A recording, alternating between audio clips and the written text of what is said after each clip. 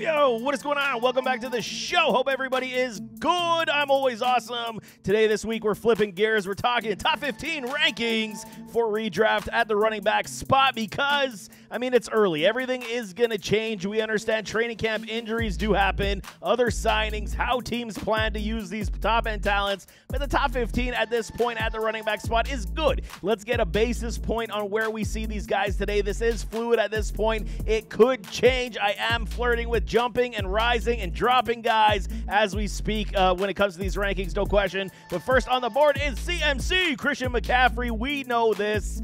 He's got to be the #1 overall pick in fantasy drafts based on what he did last season. Unbelievable campaign with the 49ers. He is 27 years of age, so that comes into play as well to suggest, is there potentially, 2 more big years left for CMC before the dreaded fall off of age 30 does come? But, he's gotten a lot of workload in his entire career, so you got to believe hopefully he stays healthy and the 49ers continue to utilize him. First time I do believe I've seen this out of, counting all my boom rates for all these players. 100% boom rate for CMC last year. Absolutely incredible. 1,400 plus yards, 14 rushing TDs, and then added a boatload to the receiving game as well. Played in only 16 games. He could have had even more if he played in that last one. 357.8 half PPR points for a CMC. It's the easy one. I don't think we have to dissect that much more as it is anyway. He is the top dog at the running back spot. #2, Breece Hall. And this is one of these situations where I am flirting with either Bijan or Breece at this point. And I do love both running backs, I think, almost at the same level of love because it is that good for both their games. Breece Hall on this sense, they're getting Aaron Rodgers back. Last year was a moot point because Aaron went down. Patch made solutions at the quarterback spot. He's only 22 years of age, just like a Bijan. And I'm telling you, this is going to be good news, man. I'm telling you, if Aaron Rodgers can play at any level, I'm thinking there's going to be a downgrade for Aaron Rodgers this year. I don't think he's going to be vintage AR coming to play with these New York Jets this year, but it's going to impact everybody on this offense. Garrett Wilson's going to see an uptick. Breece Hall's going to see a massive uptick. Are they going to utilize him in this backfield? Yes, they did get a Braylon Allen, so that is one question mark to say. Will they split touches a little bit as the season does go on? We'll see. I doubt it highly,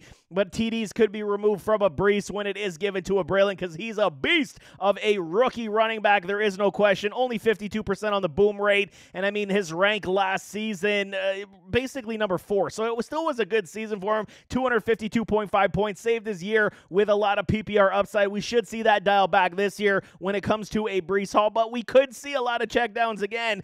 He just missed the 1,000-yard mark by about 6 yards and still scored 5 rushing TDs. Breece is still my dude. 52.9% on the boom rate was not great because early on the process was not good. Breece came back from that ACL and started running better and better as the season did wear on. So he is my #2 because I do believe volume is key for this Jets offense, and they will try to establish the run, save Aaron Rodgers just a little bit. Breece is a safe pick, no question, as 1, 2, or 2 or 3. I think you can interchange him and Bijan without question. Bijan #3, speaking of the man. Again, so rumor has it that they're going to be utilizing him just like Christian McCaffrey and the 49ers do. Lots of PPR upside, lots of workload, lots of, a lot of Bijan. I think we're going to be seeing a lot of it, and I'm okay with that because he is going to promote, his unbelievable play and ability as well. We could see the vulturing of touchdowns from a Tyler Algier once again, but 70.6% on the boom rate last year was very good on a team that was extremely anemic in the pass game.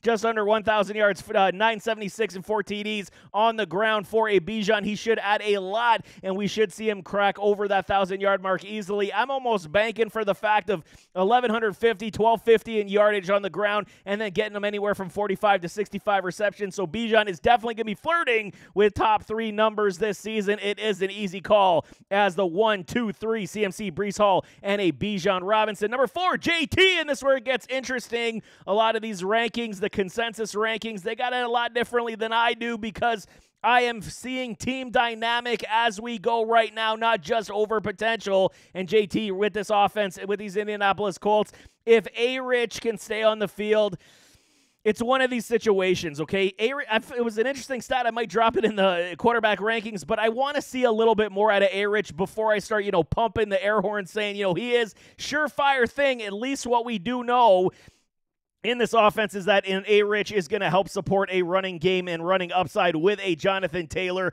JT did find himself, unfortunately, on the wrong side of injury history in this past season. He finished as the running back 33, but he still got 80% on the boom rate, man. 8 out of 10 games, he was booming for y'all.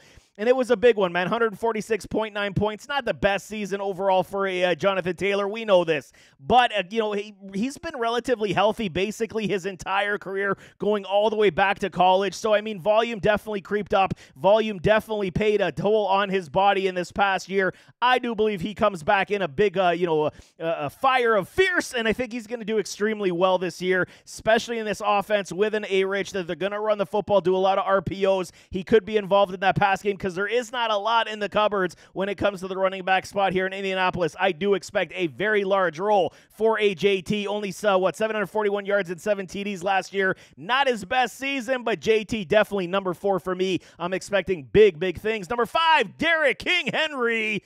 A lot of y'all got him way down the board, and I'm saying that's crazy talk, man. Henry has not shown much of anything when it comes to regression in his game, even though he is creeping on that 30 years old. I mean, he is 30 at this point, and running backs we know fall off a cliff. However, he is the anomaly, just like guys like Adrian Peterson in my mind. I still think there's a lot left in the tank. He goes to a team like these Baltimore Ravens, who on average the past, 3-4 years have been running the football 555 attempts per season. This is music to my ears when it comes to a Derrick Henry. Lamar Jackson drops a little bit of weight, which hence might suggest he wants to run the football a little bit more, be a little bit more dynamic, take a little bit less wear on his body. Hence why he was probably going to the medical room just a little bit more these past couple seasons, because he probably felt he was carrying too much weight. Now you got a guy like Derrick Henry you can rely on the ground game. This is absolutely pluses for a Derrick Henry. He was, 64% on the boom last year, and he finished as the running back 8. I love it in this offense. The Ravens have been screaming for a bell cow like this for a long time. The J.K. Dobbins situation did not pan out in Baltimore.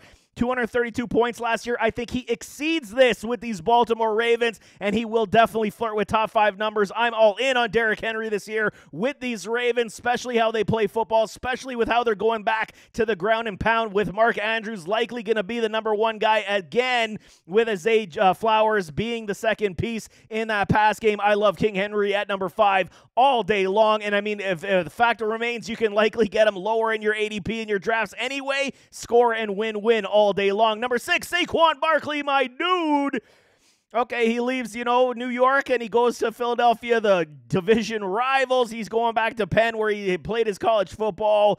26 years of age. Yes, he has been dealing with some level of injury throughout his career. ACLs, ankles, high ankles, all that stuff. Now he goes to the Eagles. I think this is going to be a rejuvenation season for him. The Eagles do love to run the football as well. Jalen Hurts is one of those situations like a Lamar Jackson where he will support the running back and the run game also, where it was 64% on the boom rate. I mean, we saw Saquon finish as the running back 12. He only played in 14 games last year. He should, barring any issue health-wise, I don't foresee him going down like he did on that MetLife turf is the worst for injuries. I think we see one of the best seasons from a Saquon Barkley this year, hence why I got him at number 6. I'm all in on Saquon as well. 202 points last year. He should absolutely demolish that in 2024. I love me some Saquon at number 6. Should get a boatload of touches here with these Philadelphia Eagles. Number 7, Jahmyr Gibbs, gimme. It's one of these situations, okay? I love Jahmyr Gibbs. I think he is a supreme talent. I think he's so electric, so elusive, and he can make plays at the drop of a hat. However, there is a caveat in that sense, because you got a guy like David Montgomery in the backfield vulturing carries, vulturing touchdowns from this man all the time. It is a problem for me. 46.7% on the boom rate is not great, man. That means he's booming for you in less than 50%. It does not help carry your team. That means the rest of your team in the aggregate has to, score more points than he's failing you. It is not a good situation, but the games that he does boom in, he's booming pretty heavy. 216 points last year is a big number for a Jahmyr Gibbs, and he's just scratching the surface at 21 years of age. He almost got to that 1,000-yard mark, had 10 rushing TDs, but a lot of those were beyond the red zone where Montgomery wasn't able to vulture those TDs. So you definitely got to be careful with that as well. If J-Mo does come into the fold at the wide receiver spot for a Jared Goff, we could see the passing game, be curtailed for a Gibby this year as well. Still love me to believe that Gibby's going to finish anywhere from, 5 to number 10 this year. And when it comes to final point tallies, he was the running back 10 last year. I think he will see an uptick in that as well. But I do believe at number 7, it is extremely fair here in these rankings. Travis Etienne, number 8 for me. A little bit higher than a lot of y'all have him. I think, these Jaguars did a slight reset on their offense this year. They signed themselves Trevor Lawrence to a big contract. Etienne is a big season right now. He's going to want to get his bag of money, and he's going to be playing extremely hard to get that this season. 25 years of age. He was 64.7 on that boom rate last year. Over that 1,000 yards, 253 points. But again, 64%, it felt like it was laboring at times from a Travis Etienne, but I still believe in that home run ability. Some drops in the pass game, want to see that cleaned up as well. But I do believe also with Tank Bigsby being your only level of competition in this backfield, there's ample opportunity for Etienne to, replant himself as this guy who can take a lot of touches, a lot of carries in this offense. I'm still a big supporter here at number 8 for Travis Etienne with limited volume competition coming from a Tank Bigsby. Number 9, Kyren Williams, Los Angeles Rams.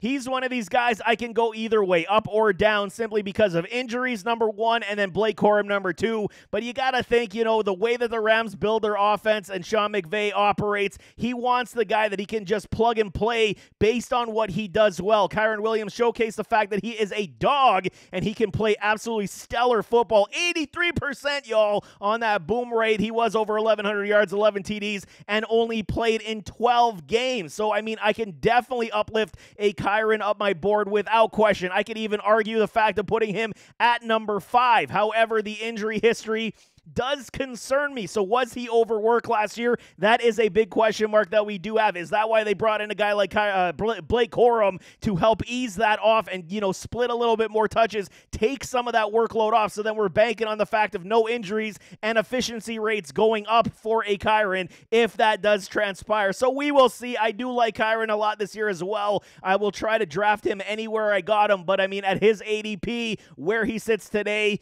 it's one of those situations. He was a running back 6 last year, so everybody's banking on the fact that based on 12 games played, if he does play a full 16, he's flirting with top 4 numbers all day long. It is one of those situations. It does scare me with the medicals, but Kyren has proven he is one of these guys to be reckoned with here in fantasy football. Number 10, Josh Jacobs, now Green Bay Packer, no more Las Vegas Raiders. He's gone from the Raiders. Now Packers get him. Jordan Love, my love for Love and this offense. I think that they're going to be absolutely unbelievable in Green Bay this year. If Josh Jacobs can play the full 16, he's got the hands, he's got the bulldozing ability, he's got the running ability. You got to love this for this offense. You could basically turn around. It's Aaron Jones, but, more consistent when it comes to health as well. So maybe you'll lose a little bit in the pass game, but they drafted another running back to at least help in that cause. Also, I do like Josh Jacobs with the TD upside, with the volume upside. Here with these Packers, going to use that play action pass, going to assist a Jordan Love. I absolutely love it. He was under 1,000 yards last year in only 13 games, 53% on the boom rate. Not great, but at least we have some good arguments to say at number 10. I do like me some Josh Jacobs. You guys are all fading my number 11, hardcore Alvin Kamara. I'm bumping him up my board. Why are you guys sleeping on this dude, man? He's still under contract. The Saints got no money. They're not going to cut him because of dead cap situation. He's going to have to play football. And what did he do last year? 76.9% on the boom rate when he returned from his suspension. He was a killer for us, man, especially going into the fantasy playoffs. He carried a lot of our clubs. I don't know why y'all sleeping on it. He's still going to get his PPR work. He's still going to get the number 1 volume. Kendre Miller is not there yet. Let's see it before it happens. But I'm absolutely banking on the fact, even if they do a 1-2 punch split tandem like they did with Kamara and Mark Ingram back in the day, I'm okay with that because Kamara is still going to be able to put up a lot of numbers even with a full split timeshare. I'm still in on this. They don't necessarily have the quote-unquote key number 2 wide receiver. It's Chris Olave, and then it's basically up for grabs for anybody. Rashid Shaheed, A.T. Perry, whoever's going to take the secondary punch. It is Alvin Kamara. It's Chris Olave, and then it's Alvin Kamara as your number 2. So definitely y'all fading him. I believe his ADP right now is it's 18 at the running back spot. I'm bumping him way up to number 11. I absolutely love it. Number 12, Joe Mixon. I'm a little bit higher on y'all with this one as well. Coming over from those Cincinnati Bengals, now Houston Texan, going to be playing with C.J. Stroud, Stephon Diggs, Nico Collins, Tank Dell. My goodness, the names on this offense, it's going to be absolutely unbelievable. While he did boom a lot better than I had anticipated last year when I was talking him down, 70% on that boom rate plus is good. He was over 1,000 yards, 9 TDs, and his rank was a running back 5. So we are sleeping on it just a little bit, including myself, where I could say I would want to uplift a Joe Mixon, especially with it just being the Damian Pierce in that backfield to spell touches. I think that Joe is going to have a very prominent role in this offense with these Texans and CJ Stroud. They should do very well. I got Mixon at number 12. I think it's very fair, but he should absolutely beat out where I got him ranked this season. Number 13, James Cook, my all-in running back, especially at the value where we have it. Buffalo Bills in something of a transition. Lost Stephon Diggs, lost to Gabe Davis. So now you're in that, in your aggregate of how you're distributing the football, Josh Allen to all of his talented playmakers that he does have. A Dalton Kincaid. Hopefully Keon Coleman can, come out the gates extremely fast. James Cook's role is not going no place, even though they drafted a guy like Ray Davis to help, aid in more rushing upside.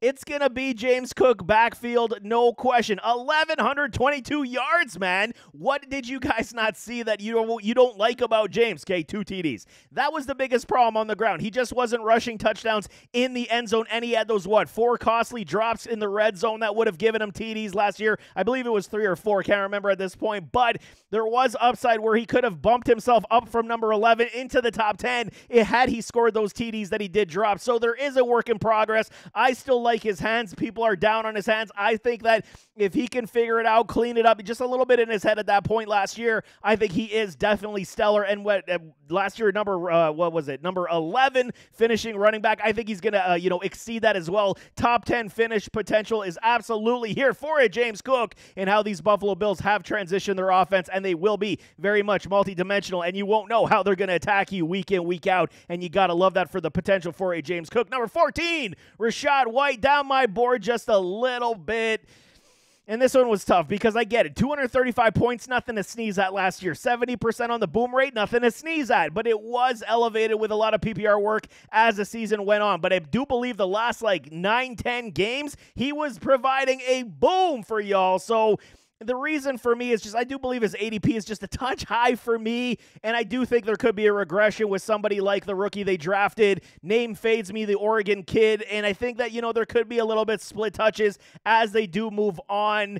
Rachaad White was extremely dangerous in the open field, not so much when it came to the rushing upside. 990 yards, yes, it's a good season, almost 1,000 yards, but you did see a little bit of a fall off when it came to Rachaad White. I still like him a lot. I could definitely pick him anywhere from number 11 to number 14 and be comfortable with it. Right now, based on these rankings, I got him at number 14, and I'm definitely okay with that. Last one on the board is Devin off the A-Chain, Miami Dolphins. And it kind of feels dirty doing Raheem Mostert this way, and I get it. I think Raheem's still going to be, the bell cow breadwinner, but it's about value to return on investment, and A-Chain was a stellar talent when he was on the field. Only played in 11 games, had 800 yards and 8 TDs. And, those games that he did, boom, he was carrying your team because he does have that playmaking ability to uplift your entire fantasy roster. So definitely A-Chain has got to be up here based on breakaway potential, based on gameplay, appeal of, scoring TDs, lots of breakaway runs. So he's definitely up here when it comes to those efficiency rates. But you got to believe that Raheem Mostert's still going to be that guy who's going to be the bell cow back at this point. And then, they'll transition as the season does wear on. But injuries, again, for Devin was there. Injuries for Mostert are there, so we'll see how it does shake down. But 15 for off the A-Chan is definitely A-Chain. A-Chan is good for me, and I'm okay playing it safe this way. If others want to take him ahead of this ADP, absolutely have at it because I like the other guys ahead of it anyway. But there you have it. That is top 15 running backs as we get closer to training camp. This is fluid. It will likely change. I'm flirting with these guys up and down on my board as we sit today. This is how I see the values, and I'm definitely okay with that. But nevertheless, as always, don't forget to hit that like button, hit that subscribe button, jump in those comments, give me your thoughts, and we'll see you next time. I am out.